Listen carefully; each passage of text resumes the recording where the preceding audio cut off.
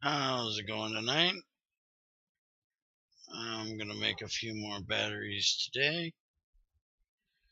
And we're going to go hook up something new. It's not really new, but it's new to this base. So let's see, 4.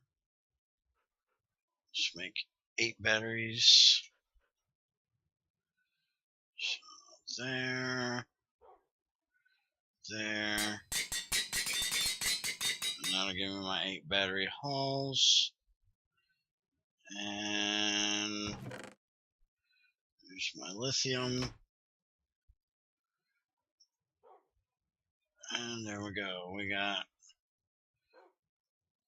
8 new lithium batteries.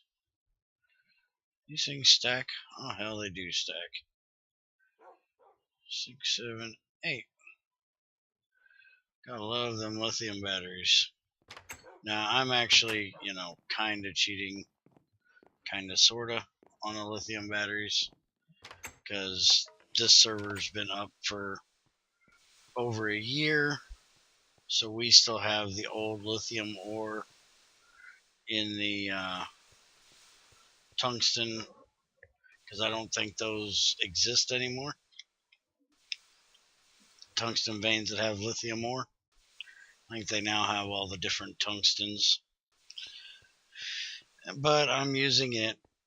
But the way I'm doing it is I'm getting this crushed lithium here, which you actually would get purified lithium out of doing your tungstate, I think it is, that gives it.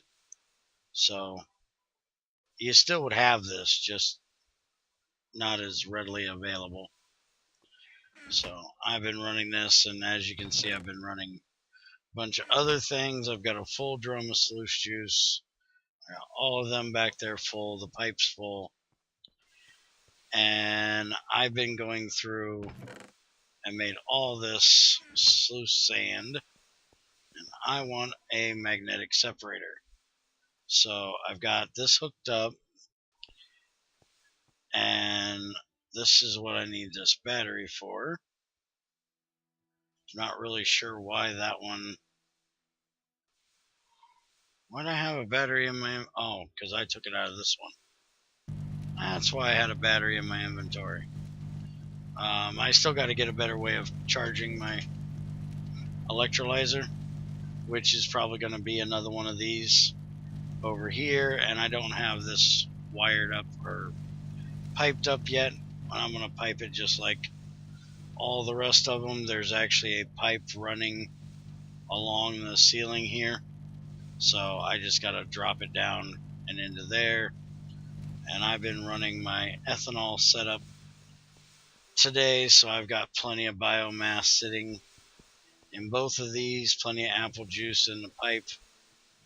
You can see if you look in here, I've got over 1,000 liters still waiting to go through, so I got plenty of biomass to run tonight once I get this all hooked up. But I wanted to show you, I'm going to set up the magnetic separator here, and I need to get boxes for each of them. I'm also going to set up my polarizer. I didn't want to put it in place until I started the video, though, because you got to make sure you have one south, one north, and you just change that either by going this way or this way. Now, I was talking to Crazy, and I swear when I tested this before, I had to power both electromagnets. And Crazy told me that she only has her top one done. So I want to test this. So I'm going to grab this battery, go ahead and let that charge in there. Now put this on here. Been making circuits like crazy because all my machines have auto circuit things. You can see I even changed out my squeezer for a press right now. made up a bunch of rubber beforehand, so been making that like crazy. All these steel sheets Quiet brought over a buttload of stuff that he got out of different Gregtech strongholds, and so I've been sitting here melting it down to steel ingots, steel plates. Finally got all that gone through. That's going to be another project hopefully I'm going to work on in the morning when me and Junior live stream, if we stream from here on the server. Still got to run all the iron stuff I got through here. Also made some soldering alloy today, so can stop wasting all my tin. And that's because I ran the antimony stibnite stuff through here, so I could get the sulfuric acid I needed. I still have all this aluminum that I need to run through, but I've almost filled this entire drum of vitriol stuff, and that needs high voltage to do what I do believe. I think it's 327. Let me check here.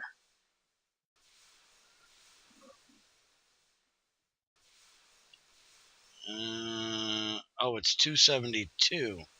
So actually that's medium voltage just above the 256. So a medium voltage will do that. So I need to get on making one of those.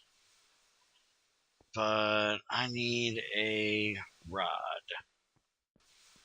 A steel rod or an iron rod. So I can test this polarizer.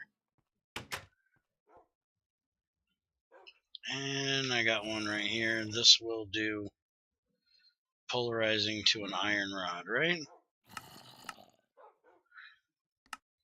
Yep. Long rod iron will make a long magnetic iron. And should work in a polarizer, so it definitely does. So let's go check this out, because I just think it's goofy that you need both batteries if you don't have to have them both hooked up. So we're going to find out. Stick that in there, and it most definitely does work. So polarizer only needs one thing to do its job. So that saved me from figuring out how I was going to wire that thing. And you also see that I've got other ores in my inventory. I'm going to start working on making some of the other baths. What are you bitching about? You should have plenty of power. Shut up and get that last one done. Oh, I guess I got more done. But I had to get the polarizer hooked up so I could justify using my electric medium voltage, because I can make everything but the polarized steel rod or magnetic steel rod. So I wanted to set it up in order that I would do it. So I went ahead and hooked this up so I can do that, because this is what I'm going to use to also do my to get rid of all this pahoe or pehoho, as I call it, lava. I'm gonna hook this up to that, but I got to get a medium voltage battery box hooked up for that, and I need medium voltage battery to run it. And for that, I need to get a canning machine made to can the medium voltage batteries. So I'm going to work on that in the next couple days. But I wanted to get this magnetic separator up and running very badly, because then I can start tossing this stuff in here and start getting rid of it. I'm also going to use that centrifuge over there for running sluice juice through. And see, you just get something out of it. Typically, it's just going to be stone dust, but at least it gives you a chance of getting other things. I also have a lot of ores that I want to run through here that I've got washed up either from hand washing or from running through the sluice. I got all this bauxite, all this brown limonite that I want to get ran through. Because if you look and see here, the bauxite, you can run it through a bath, which will give you extra bauxite. You can run it through a magnetic separator, which will give you ilmenite and hematite, both of which can get titanium out of them. Or you can crush it and get just a tiny hematite, just a tiny ilmenite, and then you can actually do the sodium or potassium to get your aluminum out of it in a smelter, a crucible. Or you can do the electrolyzing thing if you really want the titanium, but then you're going up to, high voltage to do that. And it's 39 of them for one titanium. So I'm going to do the magnetic separating for those and try to get the ilmenite, because if we go back in here, if you do the magnetic separating, it's a 50% chance to get 2 out of 1. So that's almost a 1-for-1. And you also have a 50% chance of getting the hematite as well. So that's how I'm going to pull a little bit of titanium out of these, and then I will end up smelting these in a crucible with sodium or potassium, and that's how I end up getting my aluminum out of it. I've been running my sifter here all day and running just a bunch of random stuff that I've had sitting around. So I got me some more UV lights, some more ruby stuff taken care of, some coal and lignite, and these iodine salts, which I have flawed, chipped, regular, and the salt itself. And I'm not even sure. Okay, so I can get iodine dust and chlorine in an electrolyzer with it. And then the iodine, I can make silver iodine, and that's it. So I really don't have a use for it. I just wanted to get it done because right now I don't think silver iodide really has a use. So I got it done. That's all that matters.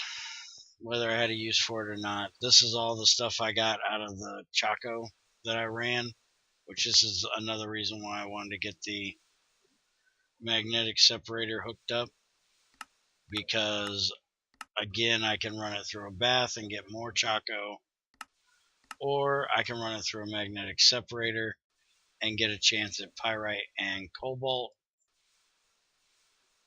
or I can do the crushing it thing and either get cadmium or cobalt. Pyrite is iron. I have more use for iron than I do for cadmium, so I'm choosing to go that route. Now, I do believe you can also... Oh, no. I was thinking there was a aqua regia for Chaco pyrite, but apparently not, just the sulfuric. So, yeah, I'm going to run that through the magnetic separator as soon as that gets done. Then I got, all this other stuff that came out. These are all the things that you get just from doing Chaco pyrite. So I'm going to run them through. I also found out something today that I didn't know existed, and that is from Galena. If you, let's see, is it this one? That's the lead. I thought it was from there. Let me look it up this way. There's a new byproduct thing that I didn't know we had, and that's bromine. And it comes from geranium hexabromide, but I know damn well it came from something else that I was actually looking at doing. It wasn't that one. Must have been in a centrifuge then. Let's see, hexabromide. Now I know I found this earlier. What the hell? Centrifuge. Was it in the magnetic separator? I know damn well I found this in something that had to do with lead. Maybe it was silver. Alright, I'm losing my mind. Me do this again, but I swear bath will give you silver, and a purified can only crush it, and that gives you lead or silver. So it wasn't the Galena. Where the hell was it? Is it in here? Cinnabar, carbon, biotite, indium, niter, olivine. Son of a bitch, I can't believe I can't find it. Oh, uranium. I know I found it somewhere, but I don't remember where it was. I'll find out what it was when I actually process it and let you guys know. But it doesn't really have a use, but I just thought it was weird that I seen it in something that wasn't one of those hexabromide things. So I thought I was going to tell you guys about it. And daggone it, I can still hear a zombie out there. I found a cave not too far from here, and I closed it off to get rid of the zombies and spiders I kept hearing in here. It was driving me crazy. And apparently, I didn't get rid of all of them. But that may be on the surface, too. Alright, looks like this thing is finally done.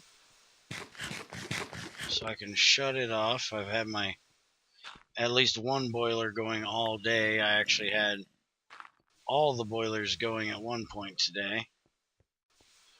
And pretty soon, I should be ready to hook that bad boy up, but I want to get up to high voltage here, which means I got to make better crushers and motors and stuff like that, like I did at the other place. Because as far as I know, this will put out different voltages because it uses the IC2 API. So I don't want to hook a Gregtech battery buffer to it and it overcharge it. So I want to make a MFE to put onto it and then output the HV from it into a Gregtech battery box and then do all the transforming from there. But that's about what I have for you today. I'm gonna get up here and run some pipes down, hook this up, start running my stuff through here, get some more processing done.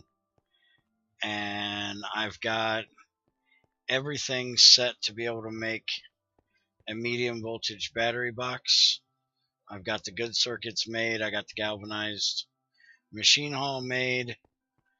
I've got the rubber sheets made. I just got to make some copper cables and then make the canning machine. The canning machine is going to be a pain in the butt because he changed the recipe for it. It's a canner now. Oh, that's a scanner. Must be canning. And now it takes motors to make it, or pumps. So I'm going to have to make 2 LV pumps, which is like this. And so a lot of aluminum, and there's where I'm going to use that magnetic iron rod. Just got to cut it. So a bunch of copper cables, some tin cables, a bunch of aluminum. So I want to get some stuff processed that I can run through my sulfuric bath, and that way I can get my aluminum out of there, and I'll get to work on that tonight and probably have tomorrow hooking that up to run the Paho lava and the sluice juice through, which I'm going to have to do